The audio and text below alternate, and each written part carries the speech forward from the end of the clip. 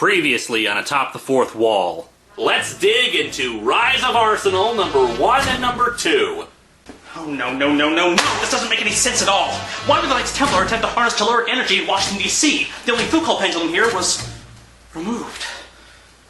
Oh, the Rosicrucians once beaten to the punch. But that must mean... My God. It's the beginning of the end. Mistress, I'm afraid it's true. You're pregnant with Obscurus Lupus, baby. But how? She's a wolf, and I'm a robot. You're not a robot. You're fictional. But the ritual I saw was clearly meant to evoke the emanation of Tiferet. The Topaz, Ra, Vishnu, Apollo, Baldur, Christ. But again, they used an Petrine cross. An inverted cross. Therefore, the entire ritual was an inversion, Kiplothic rather than Sephirotic. So that must mean... My God. Stick Boy. According to these readings, it's mathematically impossible for me to give less of a crap.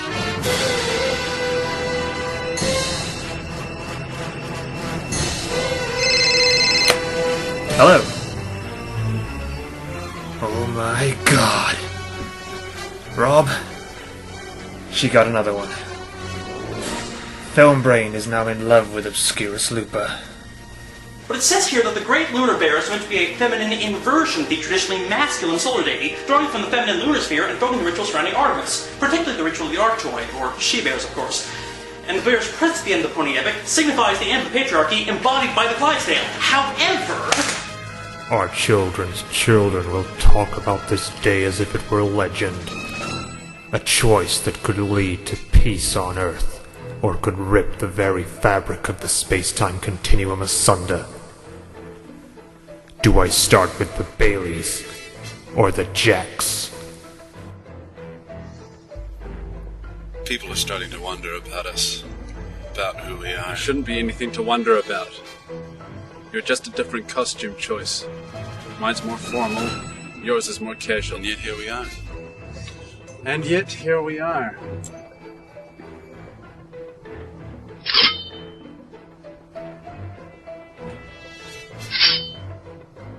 This is my father.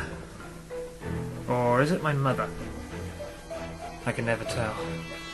I am feeling a little egotistical and narcissistic today. Dr. Wiki, pull up the entry for that sci-fi guy. According to recent reports, Benzai has had sexual intercourse with that sci-fi guy's maternal grandmother. No, not Nana! Enough games, Tiger. I can tell when you're hiding something from me.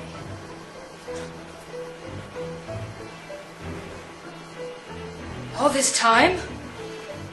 But then, who is the father?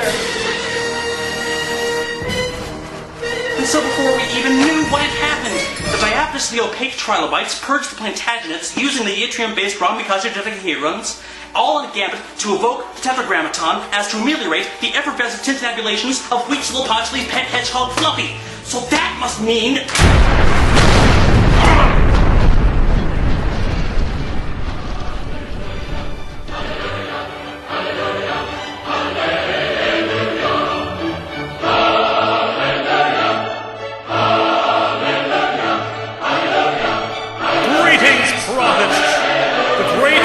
Begins! Fuckity shit! And now the conclusion. Welcome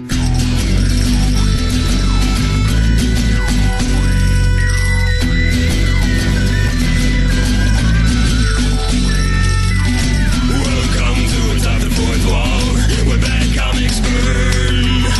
Lincoln's gonna teach you all a lesson you won't learn. Brodsky, you're not the smartest. Life out, you're not an artist. Anyone who's had a bad comic published, it could be your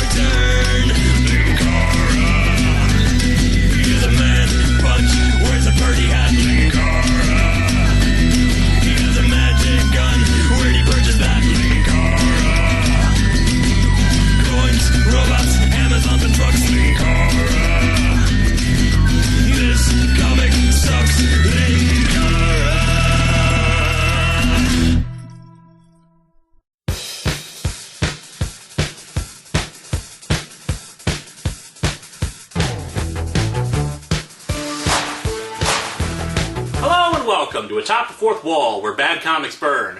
So, where did we leave off last week, Roy Harper lost his daughter, lost his arm, and lost his mind when he started seeing a ghostly drug dealer tempting him back into the magical land of drug use through painkillers. He also got a cyborg arm and was attacked by the mother of his child. So why do I have a smile on my face considering we're about to read an awful, awful comic? Well, let's dig into Rise of Arsenal number 3 and number 4 to find out.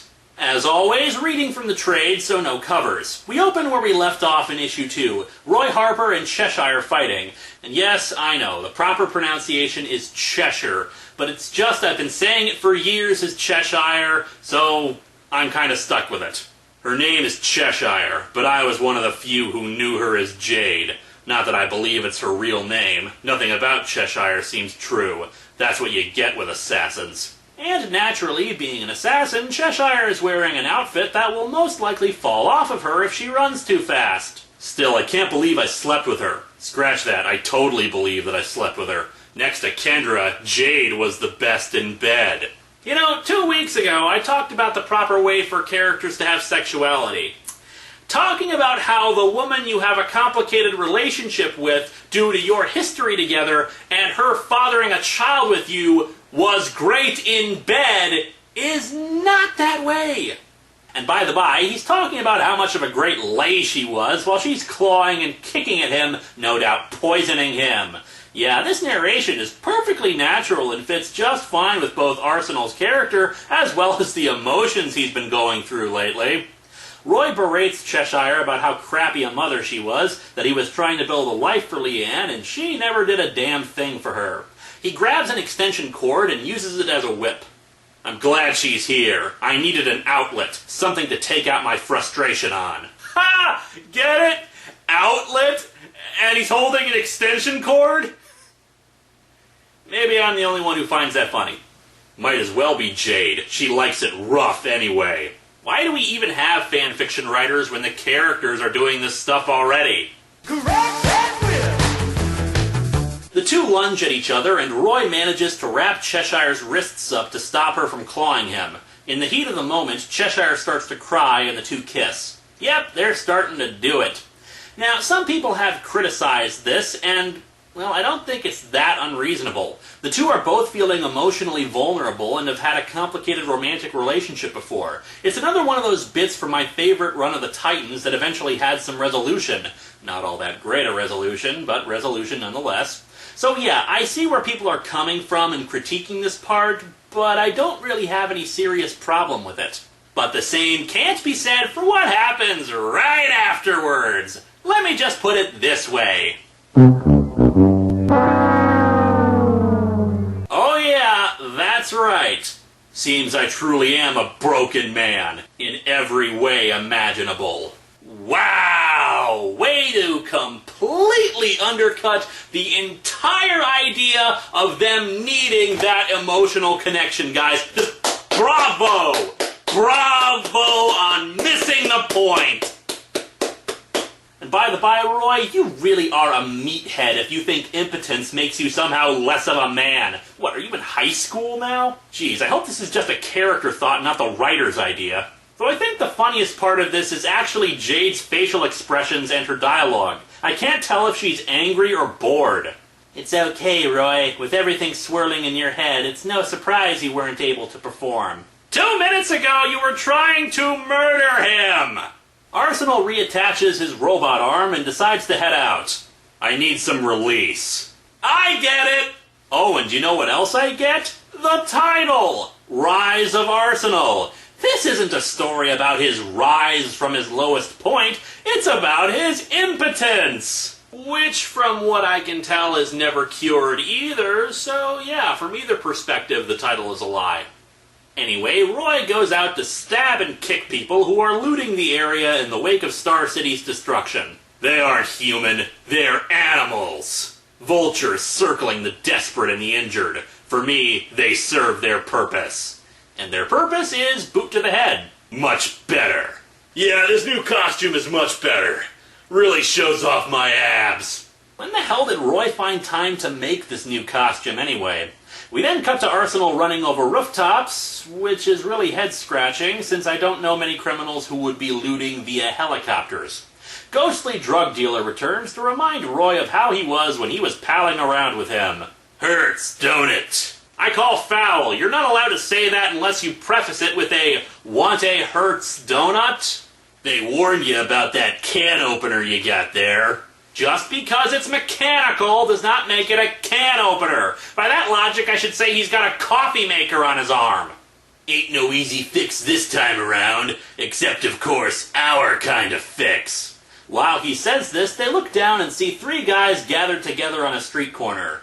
Wait, I thought they were into heroin, but if that's the case, then why is that guy holding a laptop? Is that where they got their fix? Laptops? It's all about the penniums, baby. Well, okay, it could be a suitcase full of drugs, but a suitcase seems like a really bad way to carry them. Even with the city in disarray, a big suitcase would be something someone could easily take from you. Arsenal sweats on the decision for a moment, but then figures, screw it, Leanne's dead and nothing matters anymore. He chases away the other two and grabs the dealer. Okay, I'm done. Let me go and I'll never deal around here again. No, man, you don't get it. I'm not here to shut you down. I'm looking to score. This is it, Beavis. We're finally gonna score. Need the heavy stuff. Got any China cat? I've got a porcelain bunny. Does that help? Even the dealer is confused about what the hell he's talking about. China what? The real deal. Heroin. Ooh. Porcelain blue dog. How about that, Roy? Want to smoke this? Yeah, man. This here is called the A-Train. It'll take you wherever you need to go to. No lie. Yeah, you'll get there eventually, but the schedule's all over the place, and you'll get there 3 hours late and with your luggage stolen. So Arsenal takes all the drugs the guy has and goes into an alleyway to do the heroin. His eyes roll into the back of his head, and he's suddenly hallucinating that Leanne is with him.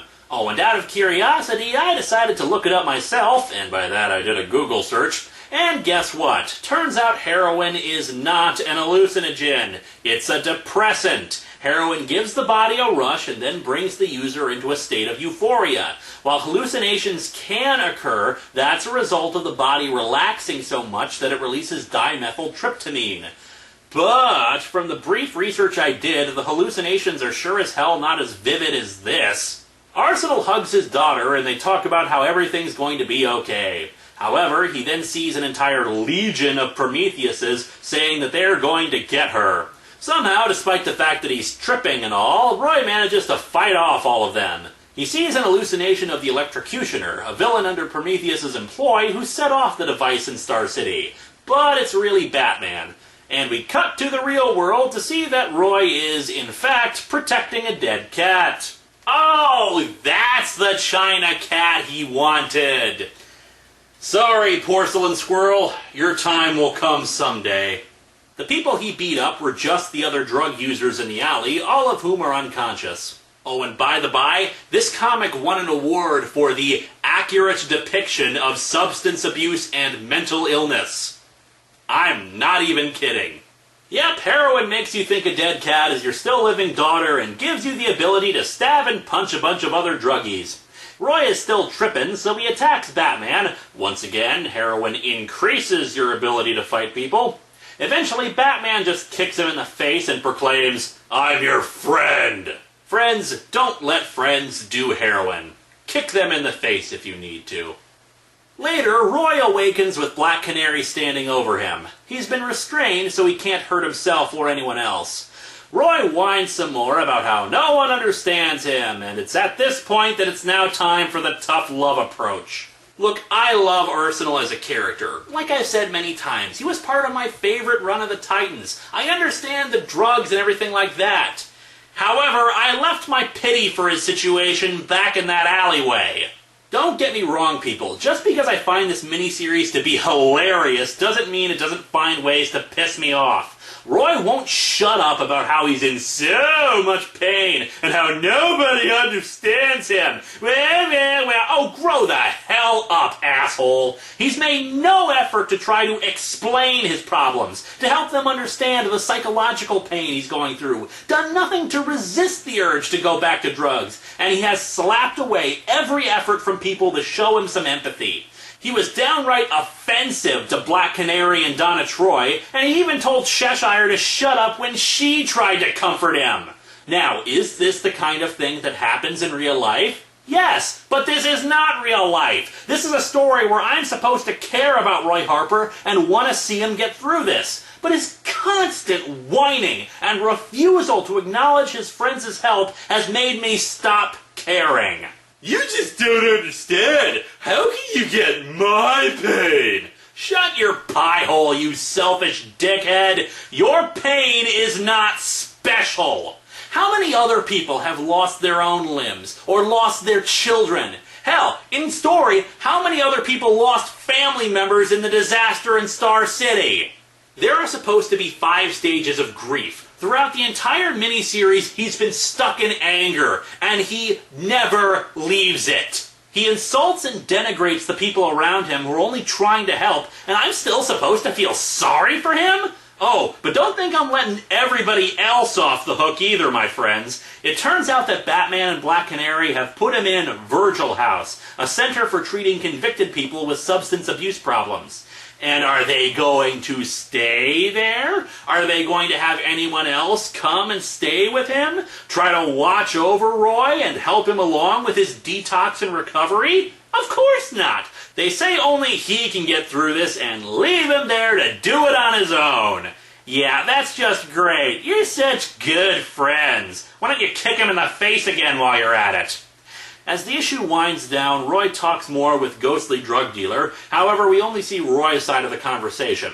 He says that they're right and he can overcome this like he did before. But then any hope of this miniseries recovering comes out the window. Issue 3 ends with Leanne showing up to talk to him. And just look at the state her body is in. That's right, Leanne Harper has become... Zombie ghost. Issue 4 begins with a guy making the rounds and looking at various patients, and by the by, the entire look of the place has now changed between issues. It looked more than a little run down in issue 3, but here it looks pretty pristine and new. On a 2-page spread, Roy yells out in pain as he narrates that he tried to do everything in his power to protect Leanne and provide her with a happy life. However, zombie ghost Leanne Harper tells him that he's full of crap. I'm not exaggerating with that. Please, you don't actually believe all that crap, do you? I was the most important thing in your life? Give me a break. You'd rather be a hero than a father, save the day than save me. Zombie ghost Leanne Harper's got a bit of a mouth on her, doesn't she? You'd think Roy would pick up on that. So what the hell's causing this hallucination anyway? It's not even drug use or wanting to use drugs. I mean, yeah, maybe the residual drugs in his system are causing it, but... I don't know, that just doesn't feel right, especially since it's not even encouraging him to use drugs or anything like that. This is just there because it's the only quote-unquote logical way to get Roy to do anything after reaching his lowest point. After all, the ghost drug dealer isn't going to work anymore since he just said that he's going to try to recover.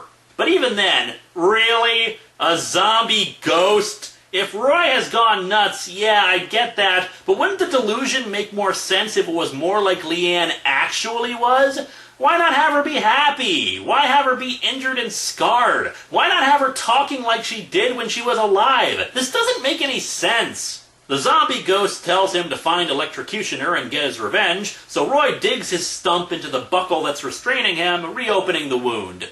Oh, here's a thought about this institution. No bathroom and no medical monitoring equipment. When the orderlies rush in, they don't even sedate him while they remove the restraints. He just knocks them out, steals their keys, and grabs one of them. I only got one question for you, and you better be able to answer it. Where's my arm? Well, of course, the institution wouldn't have an advanced piece of technology just lying around. The Justice League would have taken it and...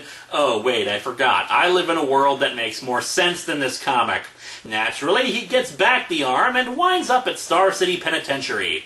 He narrates that he caught a glimpse of Electrocutioner when he visited Green Arrow in prison. Oh, and now the zombie ghost has a skeleton head. Okay, he's still seriously listening to the zombie ghost of his daughter with a skull head.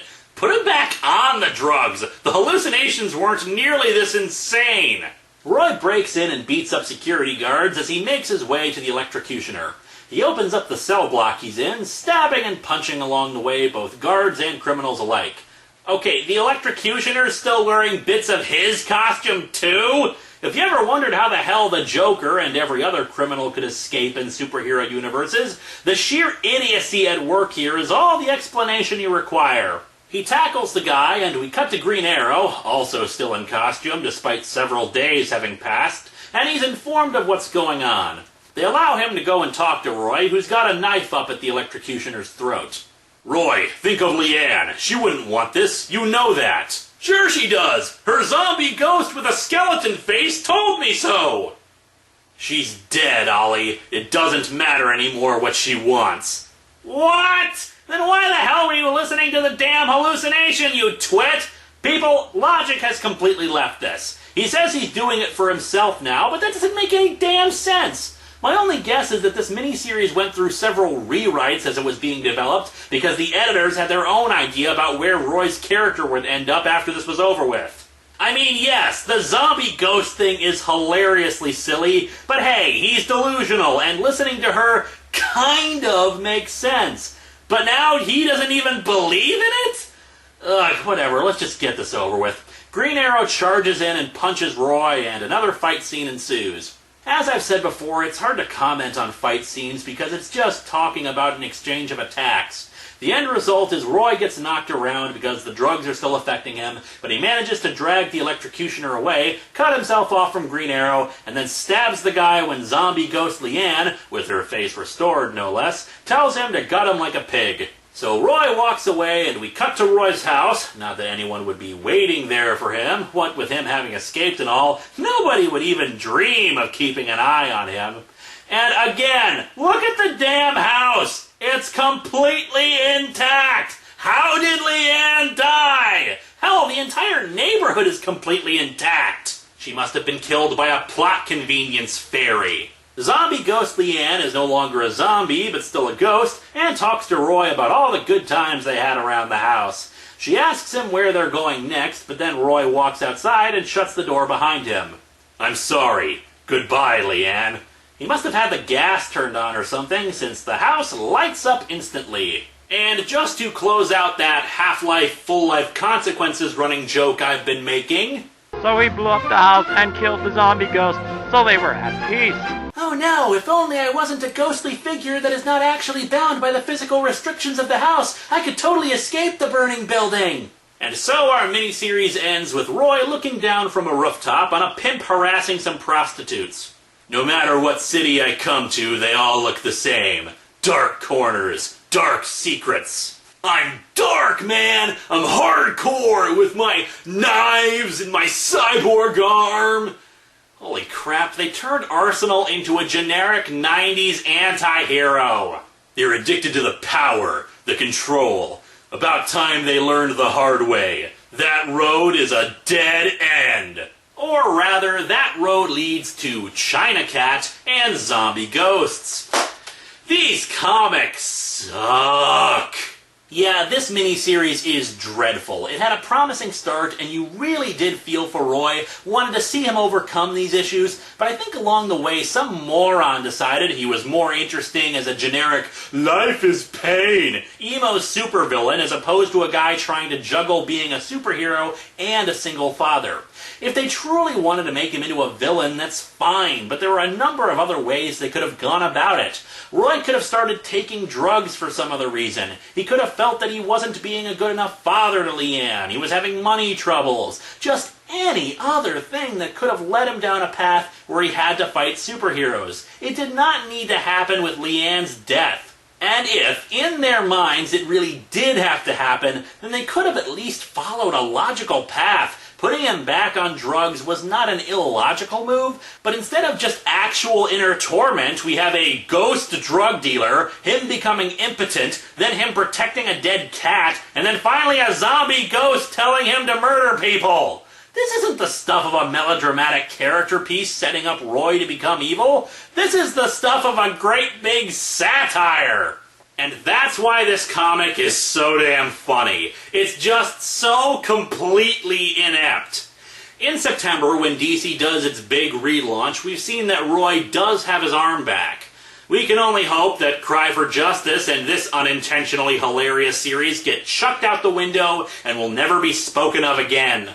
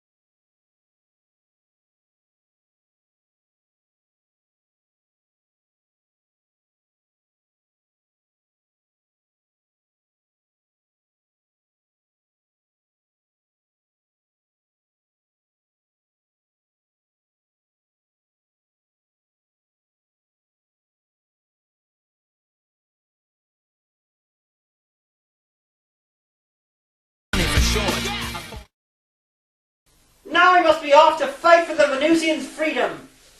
Fuck the Venusians. Oh, I'm just gonna end it all! Wait. Dr. Wiki, who made these edits? Last edit composed by Linkara at 10:37 a.m. today. Linkara!